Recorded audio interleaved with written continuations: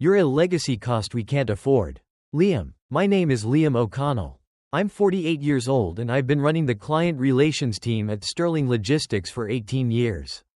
Built every major account from the ground up. Worked holidays. Missed anniversaries. Made Sterling Logistics the go-to name in Boston's medical supply chain. Arthur Vance, my director, said those words while scrolling through a tablet. The condescending look on his face told me the whole story. This wasn't about my work. This wasn't about the clients. This was about a number in a budget file. 3 recent grads can do your job, he added, straightening his glasses as if he'd just cured a major disease. I stared at the man who'd been promoted over me 2 years ago. Arthur came to Sterling as the new head of operations after the founder retired. Arrived with his fancy degree and theories about synergy and optimization. Started questioning every established procedure the minute he felt secure. The irony was palpable. While he preached about trimming expenses, my accounts were bringing in over half of our annual revenue. My client relationships were the bedrock of this firm. But Arthur saw liabilities where I saw loyalty and trust built over 2 decades. I understand, I said calmly. Good. Security will see you out. Your network access is already terminated. I nodded, then stood. Didn't make a scene. Didn't argue. Just walked to my office and packed my personal effects into a shipping box. The photo of my wife and son. My favorite mug from a logistics conference in Atlanta. The framed map my daughter drew in grade school. My team looked on from their desks as security guided me toward the elevator. Chloe, my coordinator, looked devastated. She'd been my right hand for a decade. Knew every client's shipping schedule. Their warehouse managers' names. Their preferred carriers. We had built a seamless operation here. As the elevator doors closed, I recalled a conversation I'd overheard last month. Arthur, on a call, talking about streamlining human capital and maximizing ROI. He'd mentioned my compensation package, stating the company could hire 3 junior account managers for the same price. What Arthur failed to grasp was that those 3 new hires would get a list of contacts, not a network of relationships. There's a world of difference between a name in a CRM and a person who calls you directly when a critical shipment is on the line. The elevator arrived in the lobby. I walked past the reception desk I greeted every morning for 18 years. Holding my box of memories. Arthur thought he'd made a shrewd financial move. He had no clue what he had just unleashed. I started at Sterling Logistics when I was fresh out of school. Back then, it was a modest company run by old Mr. Sterling himself. 15 employees, 3 account managers, and a vision to handle the most critical shipments in the city. Mr. Sterling believed in people. You're not moving freight, you're delivering a promise, he always said. When Mr. Sterling stepped down 4 years ago, his nephew took over as CEO. That's when Arthur was brought on board. New leadership brought new philosophies about efficiency and automation. The company had grown to 250 employees. But in the process, the personal touch that defined it began to fade. My client portfolio wasn't built in a day. David Chen at Biogen Labs trusted me because I once drove to the airport at 3 a.m. to personally clear a customs issue for a shipment of critical reagents. Eleanor Hayes at Cambridge Medical kept Sterling as her sole logistics partner because I remembered her son was starting college and sent a care package. These were partnerships, not transactions. Over time, I'd seen subtle shifts in how Arthur managed the client relations team. He began to scrutinize my expense reports, questioned why I needed to visit client warehouses in person when a video call should be sufficient. He suggested we could manage all accounts through a centralized digital platform. Face-to-face is an antiquated model, he declared in a team meeting. Modern logistics is about data-driven efficiency. I had tried to explain that hospital administrators and lab managers were people who valued a handshake and a direct line of contact. That when Eleanor Hayes had a $500,000 shipment of surgical equipment. She called my cell phone because she knew I'd handle it. But Arthur only saw those travel expenses as wasted resources. The signs had been there for a while. Arthur started holding strategy meetings I wasn't invited to. Hired a consultant to audit our client interaction protocols. Asked Chloe to generate hourly reports on my team's call logs. He was manufacturing a justification. What really bothered me was how he treated the rest of the team. Kevin, who'd been with Sterling for 15 years, Got passed over for promotion because Arthur thought his salary was too high. Maria, our best account manager, lost her biggest client when Arthur insisted she handle their concerns through the customer service portal instead of personal calls. The company culture was changing. Mr. Sterling used to walk the floor, knew everyone's name, asked about their families. Arthur managed from his corner office through spreadsheets and metrics. He measured everything except the things that actually mattered. My wife had noticed the stress.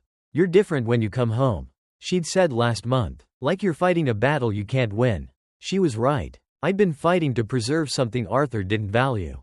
Client loyalty can't be measured in quarterly reports, but it's the foundation everything else is built on. Arthur was about to learn that lesson the hard way. The call came at 8 that evening. Eleanor Hayes from Cambridge Medical. "Liam, I just heard the news. Is it true?" Word traveled fast in Boston's logistics industry. Sterling Logistics had been my professional identity for 18 years. But apparently I was Liam O'Connell first. Sterling employee second. "It's true, Eleanor. As of this afternoon. That's the stupidest thing I've ever heard. You built half their business relationships. What's Arthur thinking?" I was sitting in my truck outside a coffee shop, still processing the day's events. "He thinks 3 recent grads can handle the client relations department." Eleanor laughed, but not with humor. 3 grads? "Liam, you know my business better than I do sometimes. When we had that permit issue last year, you knew exactly which city official to call. You think some college kid is going to have those connections?" After Eleanor hung up, my phone kept ringing. David Chen, Frank Miller from Alpine Pharma, Daniel Baker from Sunset Diagnostics. All asking the same questions. All expressing the same concerns about Sterling's future. "I've been working with you for 14 years. David said. Never had a problem. Now they're telling me some intern is going to handle my account. No, thank you." The pattern became clear over the next few hours.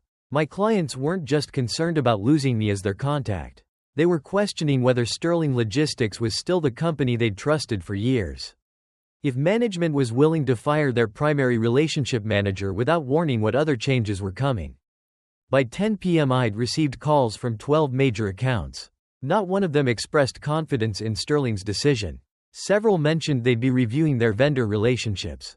I sat in my home office that night staring at my phone. These weren't just business contacts anymore.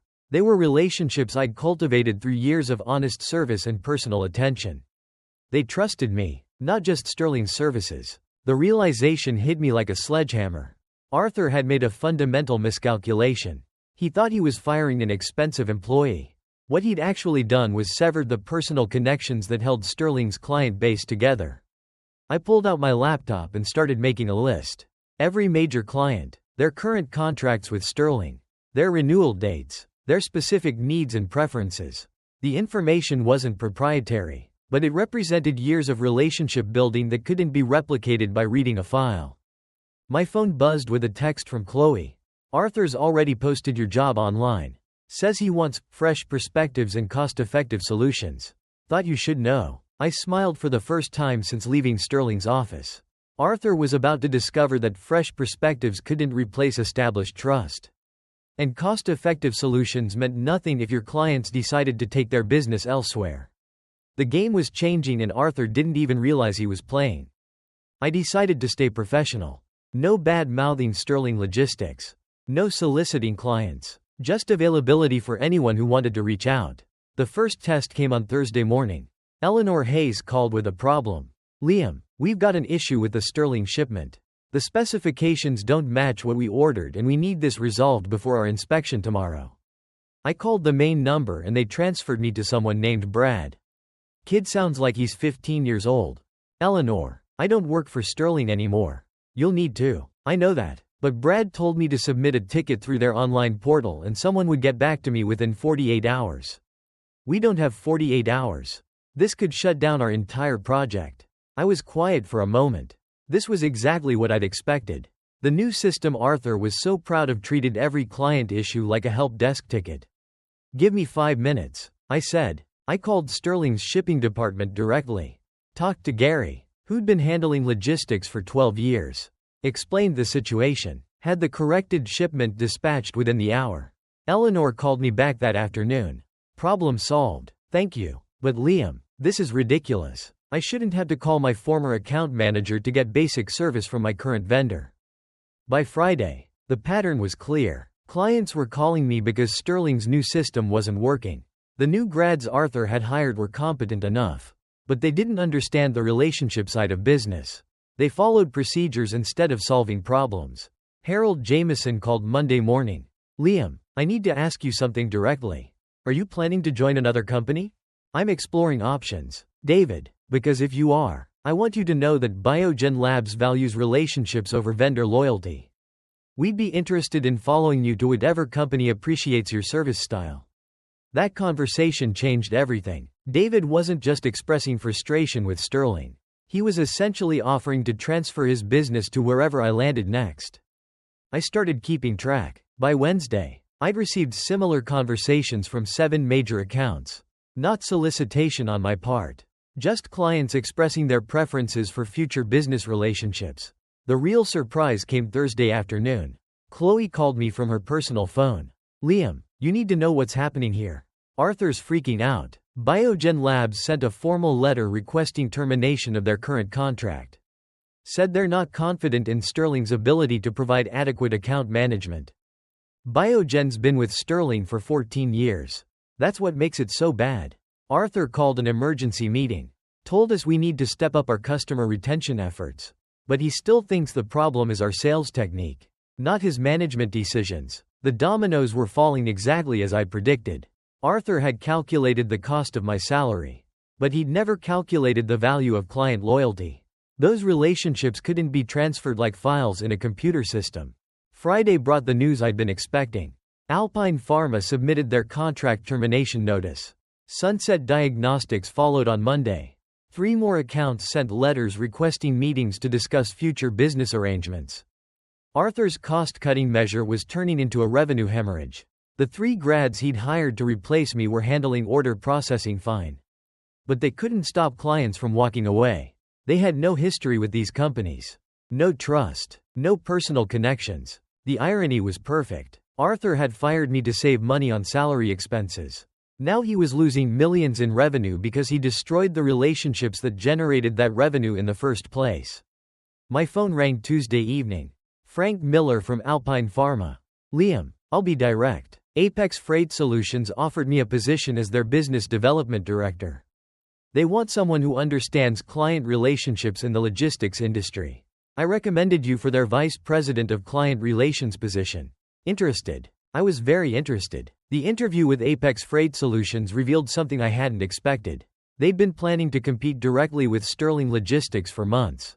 We've been analyzing the Boston market, said CEO Rebecca Stone. Sterling has strong client relationships, but their operational efficiency has been declining. We think there's an opportunity to provide better service to their existing client base. I sat across from Rebecca in her downtown office trying to process what she was telling me. Apex wasn't just hiring me as a sales executive. They were building a strategy to challenge Sterling's market dominance. What changed your timeline? I asked. Rebecca smiled. Your availability. We'd planned to spend 2 years building relationships from scratch. With your client knowledge and industry connections, we could accelerate that process significantly. The offer was substantial. Vice President of Client Relations. 30% salary increase. Equity stake. Full authority to build a sales team based on relationship management rather than transactional processing. There's one condition, Rebecca said. We need to move quickly. If Sterling realizes what they've lost and tries to rehire you, this opportunity disappears. I thought about the conversations I'd had with former clients. Their frustration with Sterling's new approach. Their openness to alternative vendors. Their specific requests to work with me personally. Regardless of company affiliation. When would you want me to start? Next Monday. We've already prepared office space and support staff. We just need your decision. That evening, I called Eleanor Hayes, not to solicit business, but to get her honest assessment of Sterling's current situation. Liam, I'll be straight with you. Sterling's service has gone downhill fast. The new people don't understand our business. They're treating us like we're just another order number instead of a 15-year client relationship. Have you considered other vendors? We're always open to better service. Why do you ask? I explained my situation with Apex. Eleanor was quiet for a moment. So, You're asking if we'd be willing to give Apex a chance based on our relationship with you personally? I'm asking if good service and personal attention still matter in your vendor selection process. Liam, they matter more than you know. This medical supply business is built on trust and reliability. When my project manager needs something, he doesn't want to fill out a form and wait for someone to get back to him. He wants to call someone who knows our business and can solve problems immediately. I had similar conversations with 6 other clients over the next 2 days. All expressed the same sentiment. They valued relationships over vendor loyalty, service over price, problem solving over procedure following. The picture became clear. Arthur hadn't just fired an expensive employee. He'd inadvertently created an opportunity for a competitor to acquire Sterling's most valuable asset. Established client relationships. Friday afternoon, I called Rebecca Stone and accepted the position. Excellent. One more thing. Liam, we've done some research on Sterling's recent decisions. Your former boss has made similar cost-cutting moves in other departments. Lost several long-term employees in the past 6 months. Their institutional knowledge is walking out the door. What does that mean for Apex? It means Sterling Logistics is more vulnerable than they realize. They're focused on cutting costs while their competitors are focused on providing better service. That's not a sustainable strategy. I hung up with a clear understanding of what was happening. Arthur's management philosophy wasn't just affecting the sales department. It was weakening Sterling's entire competitive position. And I was about to join a company that was specifically positioned to exploit those weaknesses. Monday morning couldn't come fast enough. My first day at Apex Freight Solutions started with a staff meeting. Rebecca introduced me to the team and outlined our strategic approach. Our goal isn't to undercut Sterling on price. She explained. Our goal is to provide the kind of personalized service their clients used to receive but aren't getting anymore. The team was small but experienced. 3 account managers who'd worked in logistics industry sales. A project coordinator who understood the technical specifications our clients needed. An operations manager who prioritized problem solving over procedure following. Liam will be building relationships with potential clients based on service quality and personal attention. Rebecca continued. We're not asking anyone to abandon their current vendors. We're just offering an alternative when their current vendors stop meeting their needs. My first call was to David Chen at Biogen Labs. Not to solicit business, but to inform him of my new position. Apex Freight Solutions. I've heard good things about them. New company, but they've got solid backing and good equipment. David, I'm not calling to ask for your business. I just wanted you to know where I landed in case you ever need to reach me. I appreciate that. Liam, actually, I'm glad you called. We're starting a new project in March. And we're looking for vendors who can provide the kind of hands-on service we're used to. Would Apex be interested in submitting a proposal? Within 2 weeks, I'd received similar inquiries from 4 major accounts. All companies that had worked with Sterling for years, but were frustrated with the recent changes in service quality. The key was patience. I wasn't poaching clients. I was simply being available when they decided to explore alternatives. Meanwhile, Chloe kept me informed about the situation at Sterling. Arthur had hired 2 additional grads to handle the increasing workload. But client complaints were mounting. The new employees could process orders efficiently, but they couldn't manage relationships. He's still convinced the problem is training. Chloe told me during one of our coffee meetings. Keeps talking about implementing better customer service protocols. Doesn't understand that protocols can't replace personal connections. The breakthrough came in February. Cambridge Medical requested proposals for their largest project of the year. An $18 million medical complex that would require 18 months of coordinated supply chain management. Eleanor Hayes called me personally. Liam, we're accepting bids from 3 vendors. Sterling obviously since they've handled our work for years. But we're also looking at alternatives. Apex Freight Solutions interested? Absolutely. What's your timeline? Proposals due March 1st. Decision by March 15th. But Liam, I want you to know something. This isn't just about price or technical specifications. We need a vendor who understands our business and can adapt when problems arise. The kind of service you used to provide at Sterling. I spent 3 weeks preparing that proposal. Not just pricing and product specifications, but a detailed service plan that emphasized personal attention and rapid problem resolution. The kind of approach Sterling used to provide before Arthur decided efficiency was more important than relationships. The day after submitting our proposal, David Chen called with news that would change everything. Liam, I thought you should know. Sterling lost the Silverton project. Client said their new account management system was unresponsive and impersonal. $25 million project went to a competitor. $25 million. That's what I heard. And Liam, there's something else. Word around town is that Sterling's having cash flow problems. Lost several major accounts in the past 2 months. People are starting to wonder if they're still reliable long-term partners. The dominoes weren't just falling. They were creating an avalanche. And Arthur still didn't understand what was happening. The email arrived on a Tuesday morning at 8:47 a.m. Rebecca forwarded it to me with a simple message. Thought you'd want to see this. Sterling Logistics was requesting a meeting to discuss potential collaboration opportunities with Apex Freight Solutions. The sender was Arthur Vance. I read the email twice. Arthur wanted to schedule a conference call to explore how Sterling and Apex might work together to serve the Boston logistics market more effectively. What do you think he wants? Rebecca asked when I called her. He's finally figured out what's happening. Sterling's lost 6 major accounts in 3 months. All of them signed with Apex. He's desperate. The meeting was scheduled for Thursday afternoon. Arthur, 2 Sterling executives, Rebecca and me. Arthur didn't know I'd be on the call until he heard my voice. Good afternoon, everyone. This is Liam O'Connell from Apex. Dead silence. Then Arthur's voice tight with recognition. Liam, I didn't realize you were with Apex. Since January. I'm their vice president of client relations. The conversation that followed was exactly what I'd expected.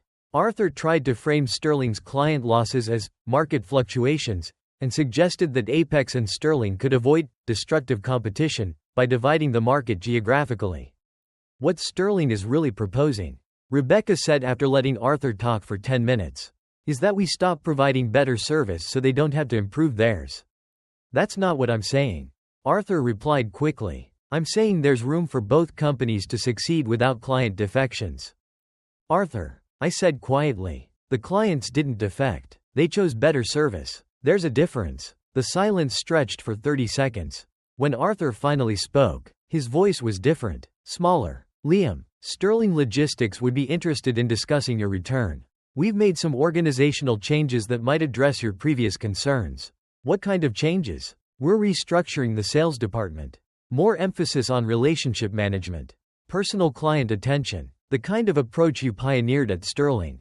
I looked at Rebecca, who was smiling. Arthur, I appreciate the offer, but I'm exactly where I want to be.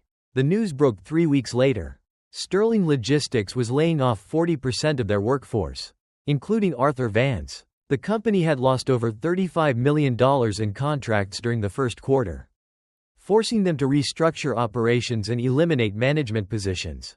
Chloe called me that afternoon. Liam, you need to know what happened.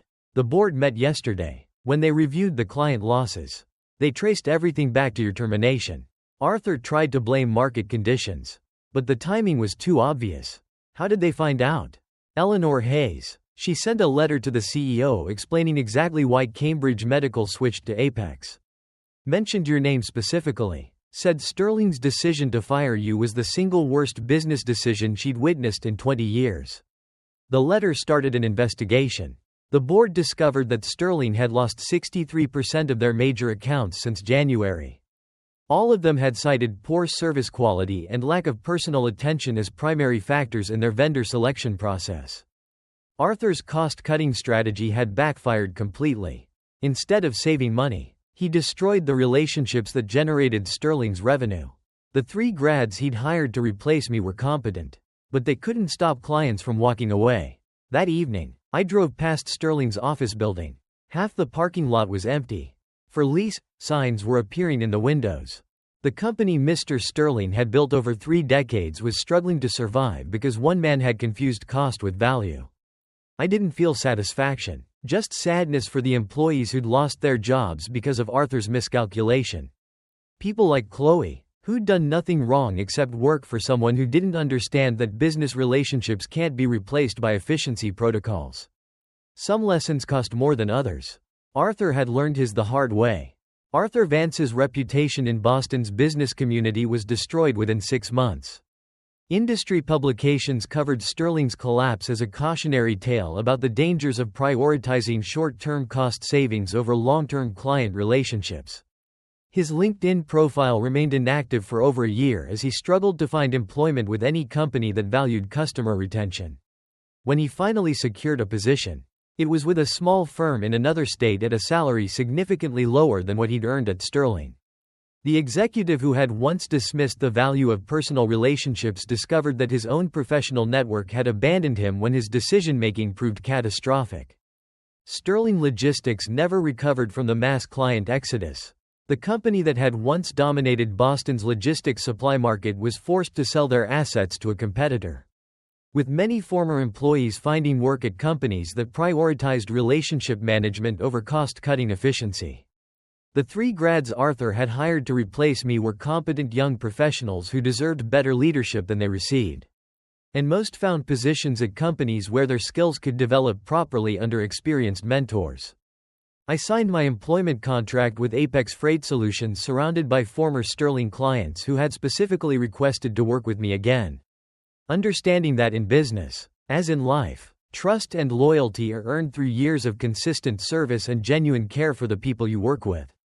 Some values can never be measured on a spreadsheet, but they ultimately determine whether a company succeeds or fails.